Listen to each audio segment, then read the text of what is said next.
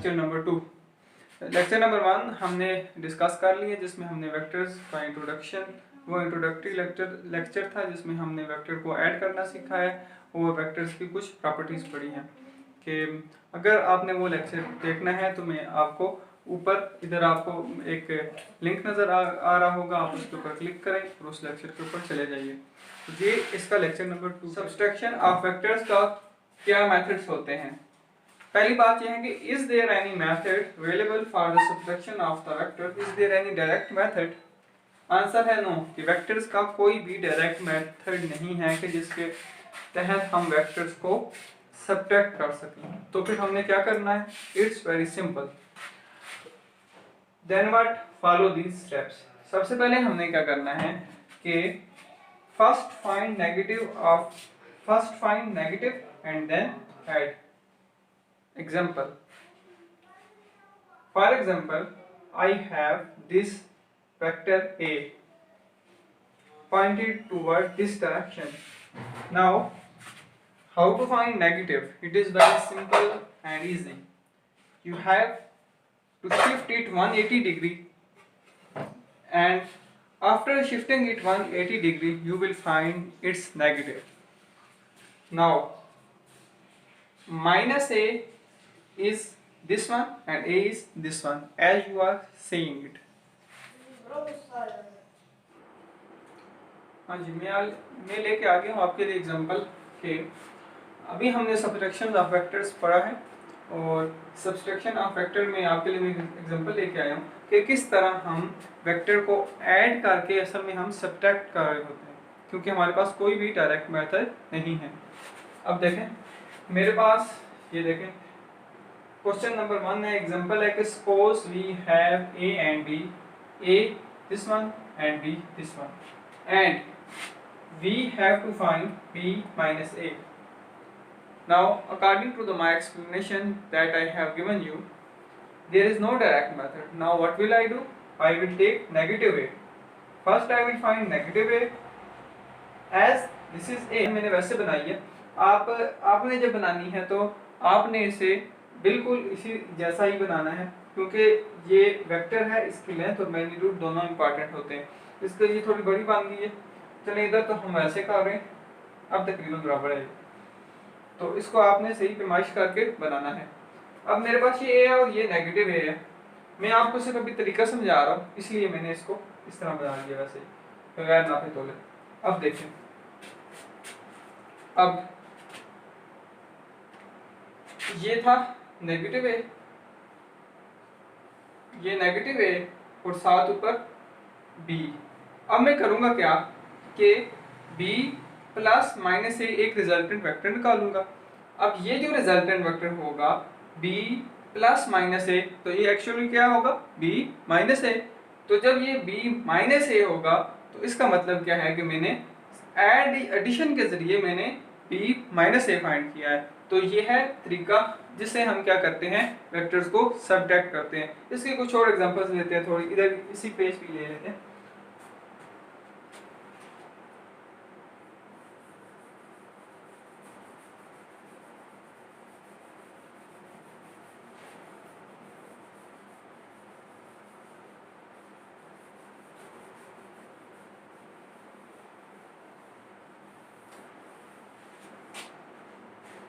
ये देखें, ये है मेरे पास, सपोज के ये है मेरे पास डी और ये है मेरे पास ए, और मैंने फाइंड करना है ए माइनस बी। अब देखें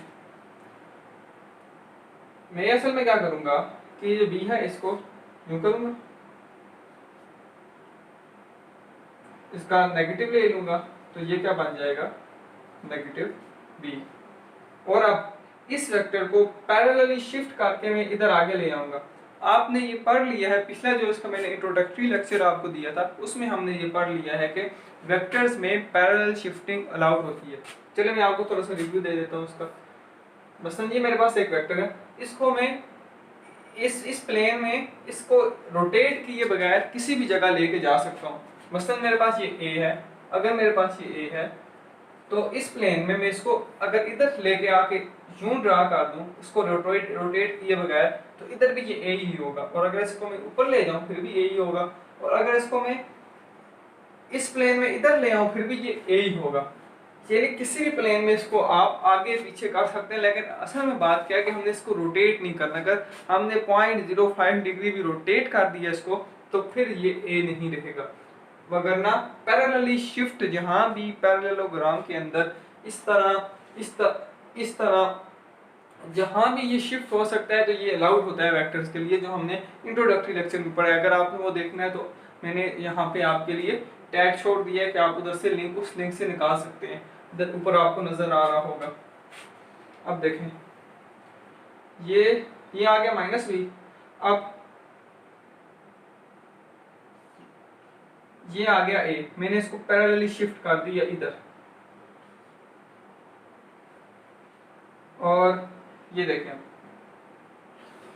ये एक रिजल्टेंट है जो क्या है a प्लस माइनस b, यानी a प्लस माइनस b है, तो इसका मतलब क्या है a minus b।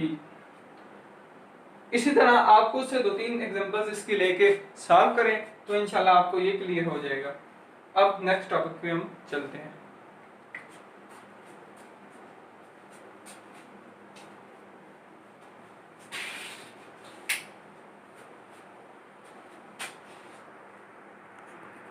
Vectors, scalar multiplication of vectors का क्या मतलब है? स्केलर मल्टीप्लिकेशन का मतलब ये है कि वेक्टर के साथ किसी स्केलर को मल्टीप्लाई करना। असल में वेक्टर्स का जो वेक्टर्स के साथ मल्टीप्लिकेशन का बिहेवियर है वो डिफरेंट है एज कंपेयर टू स्केलर्स। तो हम क्या करते हैं कि जब वेक्टर्स की मल्टीप्लिकेशन पढ़ते हैं तो वेक्टर की मल्टीप्लिकेशन में हम 2 सब ग्रुप्स बना देते हैं, पहले हम स्केलर को पढ़ते हैं फिर हम वेक्टर को पढ़ते हैं। तो स्केलर में देखते हैं कि वेक्टर्स का क्या बिहेवियर होता है, और इसको हम साथ साथ एग्जांपल्स के साथ एलेबोरेट भी करते जाएंगे। सबसे पहले हमारे पास मैंने 3 इधर आपके सामने बॉक्स बनाए कि किस तरह मल्टीप्लिकेशन होती है। इसकी जो स्केलर मल्टीप्लिकेशन है इसकी भी आगे से 3 सब टाइप्स हैं। देखें सबसे पहले विद पॉजिटिव नंबर, मसलन मेरे पास एक स्केलर, मसलन मेरे पास एक वेक्टर है डिस्प्लेसमेंट, फॉर एग्जांपल जो डिस्प्लेसमेंट है वो है d। तो अगर मैं उसे एक वेक्टर के, अगर मैं उसे एक स्केलर के साथ मल्टीप्लाई करता हूं तो मेरे पास उसका जो मेरे पास मैग्नीट्यूड आएगा वो होगा na, यानी nd, और उसकी जो डायरेक्शन होगी वो चेंज नहीं होगी। अब देखें मसलन मेरे पास कोई कार है वो मूव कर रही है विद वेलोसिटी v, और अब उसको मैं एक पॉजिटिव नंबर के साथ, पॉजिटिव स्केलर नंबर के साथ मल्टीप्लाई कर देता हूं, तो अब क्या होगा कि उसकी जो वेलोसिटी है वो तेज हो जाएगी, इस तरह वो ज्यादा तेज हो जाएगी, लेकिन उसकी डायरेक्शन पे किसी भी किस्म का कोई भी फर्क नहीं पड़ेगा। ये आपने हमेशा जहन में रखना है कि अगर स्केलर जो हम मल्टीप्लाई कर रहे हैं वो अगर पॉजिटिव है तो मल्टीप्लिकेशन के रिजल्ट से उसका मैग्नीट्यूड के ऊपर ज़रूर फर्क पड़ेगा, लेकिन उसके जो डायरेक्शन है वो कभी भी चेंज नहीं होगी। मसलन मेरे पास है इधर, ये तरह लिख दिया मैंने, मसलन मेरे पास है 1 2 3, ये स्केलर्स हैं, नंबर्स हैं, इनको अगर मैं वेलोसिटी, एक बॉडी है उसकी वेलोसिटी v, और अभी अगर इसके साथ मैं 2 को मल्टीप्लाई करूंगा तो उसकी क्या वेलोसिटी होगी 2v, यानी और तेज हो जाएगी। अगर मैं 4 के साथ मल्टीप्लाई करूंगा तो क्या हो जाएगी 4v, और तेज हो रही है। तो अब ये क्या हो रहा है कि वेलोसिटी तो चेंज हो रही है लेकिन वेलोसिटी की जो डायरेक्शन है वो वही सेम है जिससे वो पहले जा रही थी, यानी direction does not change when we multiply with a scalar that is positive. But remember, it is only the first case. Now coming to the next case, ये है सेकंड केस कि जब हम एक स्केलर जो नंबर है उसके साथ मल्टीप्लाई कर रहे हैं लेकिन वो जो नंबर है वो है नेगेटिव। तो अब क्या होने वाला है देखें, तो उसका जो मैग्नीट्यूड होगा वो तो सिंपल वही na बनेगा, na बन जाएगा। मसलन मेरे पास वेलोसिटी थी पहले v, और अब मल्टीप्लाई हुआ एक स्केलर -2, तो अब जो वेलोसिटी होगी वो क्या होगी, उसका मैग्नीट्यूड क्या होगा, उसका मैग्नीट्यूड हो जाएगा 2v। लेकिन याद रखें कि उसकी जो डायरेक्शन है वो चेंज हो जाएगी, 180 डिग्री का उसमें शिफ्ट आएगा और वो नेगेटिव हो जाएगी। 180 का शिफ्ट आएगा, वो शिफ्ट क्यों आया, क्योंकि हमने एक नेगेटिव नंबर के साथ मल्टीप्लाई किया है।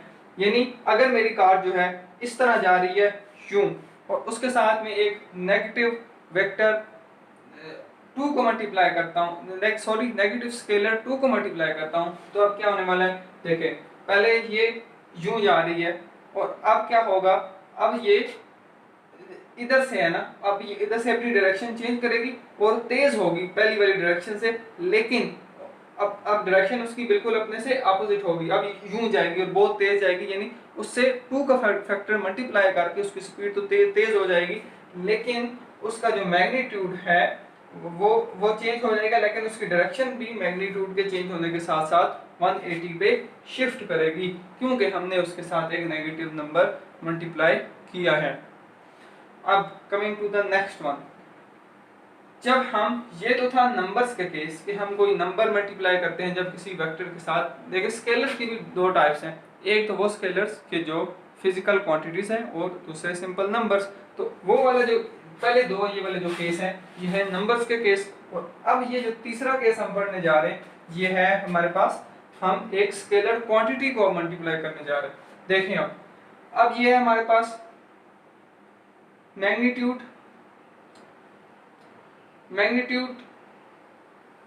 अब इसमें क्या होने वाला है, इसमें यूं होगा कि जिस वक्त हम मल्टीप्लाई करेंगे किसी वेक्टर के साथ एक स्केलर क्वांटिटी को, तो उससे क्या होगा कि उसकी डायरेक्शन, अगर ये n पॉजिटिव है तो उसकी डायरेक्शन वही रहेगी, और अगर ये n नेगेटिव है तो उसकी डायरेक्शन चेंज हो जाएगी। अब दूसरी बात, अब अगर जो न्यू क्वांटिटी का जो मैग्नीट्यूड है वो किसके ऊपर डिपेंड करेगा, वो उसका जो मैग्नीट्यूड होगा वो एक न्यू क्वांटिटी होगा। यानी इधर देखें हमारे पास a मैग्नीट्यूड आता था, इधर जो n नहीं आएगा वो कोई और क्वांटिटी होगी, वो वाली जो पहले वाली क्वांटिटी होगी वो अपनी असलियत खो चुकी होगी। मसलन देखें मेरे पास एक वेक्टर है वेलोसिटी, उसके साथ मैंने मास को मल्टीप्लाई किया, तो अब जो मेरे पास नई क्वांटिटी बनी है वो भी एक वेक्टर है, तो ये एक नया वेक्टर बन गया इधर। तो इस वेक्टर की, ये वेक्टर क्या है, मोमेंटम, यानी m into v, mass into velocity. तो अब क्या हुआ कि स्केलर के मल्टीप्लाई करने से अब एक और नया वेक्टर जनरेट हो गया। तो इस प्रोसेस ये क्या है, ये असल में हमने स्केलर क्वांटिटी को मल्टीप्लाई किया जिससे नया वेक्टर जनरेट हुआ। और अगर मैं मास इनटू एक्सेलरेशन, मेरे पास एक्सेलरेशन थी उसके साथ मैंने एक स्केलर क्वांटिटी जो कि मास है उसको मैंने मल्टीप्लाई किया, तो मेरे पास क्या जनरेट हुआ है, mass into acceleration, that is force. Now dimension, और अब इसकी जो डायमेंशंस होंगी ये n इंटू a होंगी। डायमेंशंस हम जो फिजिक्स पार्ट 1 का चैप्टर 1 है उसमें पढ़ते हैं, डायमेंशंस के ऊपर पूरे लेक्चर रिकॉर्डेड हैं, आप वो देख सकते हैं। दूसरा है अब इसकी डायरेक्शन मैंने क्या कहा कि अगर ये पॉजिटिव n है तो ये चेंज नहीं होगी, अगर नेगेटिव n है तो फिर चेंज हो जाएगी।